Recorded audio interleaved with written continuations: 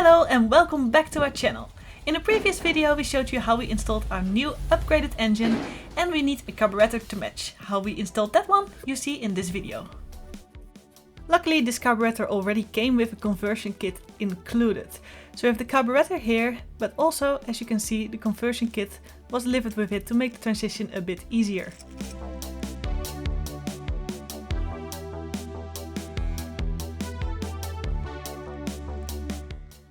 Our old carburetor was the Peerberg carburetor that came with the DG engine's waterboxers, and our new one is a Weber 3236 DGAV carburetor. The main problem that we run into in this case was that we have an automatic transmission instead of a manual transmission. The manual transmission came with a throttle cable and we have a throttle rod. We have to see how we can make that work for our carburetor as well. As you can see, the water inlet for the cooling and the throttle are in a slightly different position as well. We have to make adjustments for that too.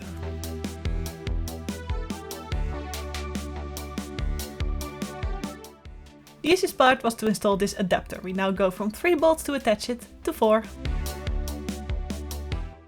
Since we have a throttle rod instead of a throttle cable, we are a bit less flexible there, so we have to shorten it in order to make it work. Also, it's a bit old, so it could use some upgrades by iron.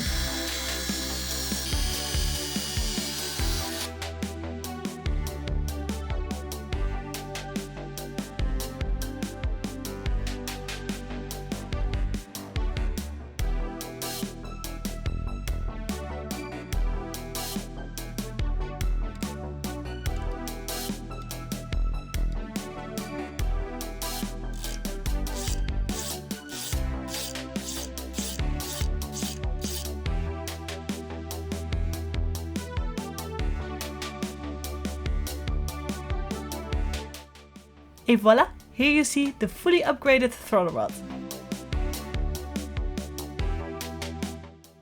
So now that we have everything shortened and adjusted, you'll see how the setup will work when it's installed on the engine.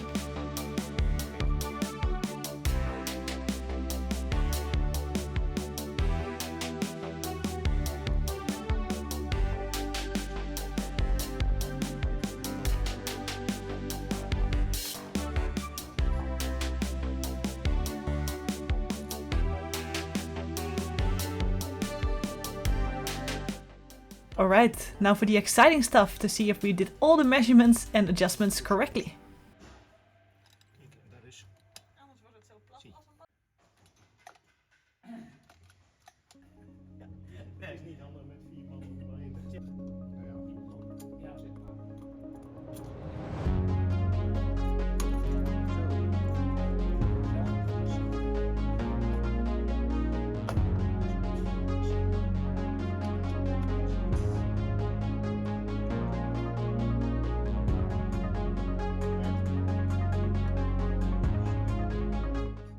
Somehow the spring we had for the kickdown was a bit too long, also on the previous engine, so we shortened it a bit to make it work.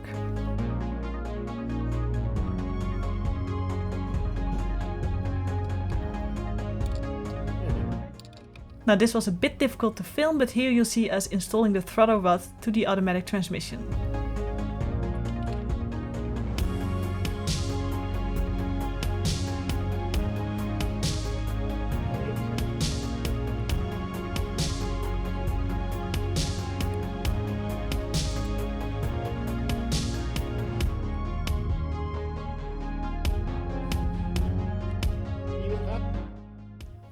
So far, so good.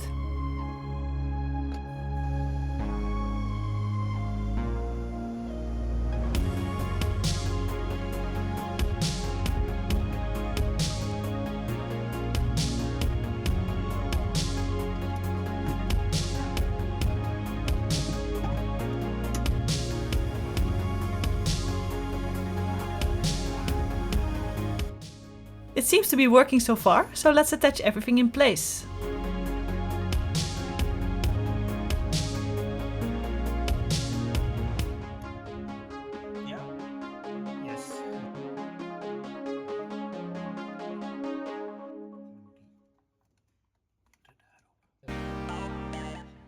Now we are attaching the coolant pipes that we already have very carefully as to not spill too much coolant liquid.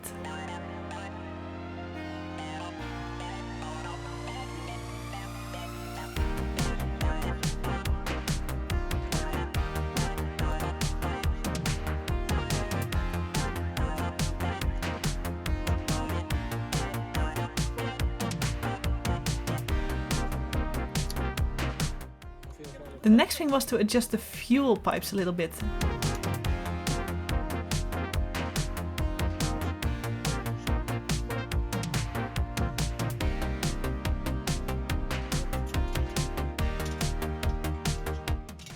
And lastly, we had to get a little bit creative on the pipes because they were not all the same size. However, in the end we found an old coolant pipe that had exactly the bridge in the sizes that we needed. Time to start it and test it out. Since there's no fuel in there yet, it takes a little bit of time before it really starts.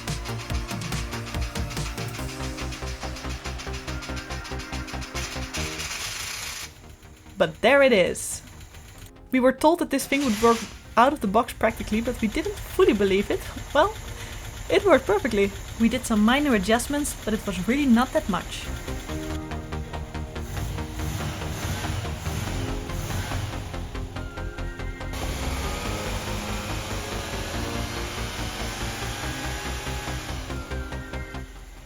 Lastly, we put the pancake on top and we were happy to see that the lid of the engine bay would still close.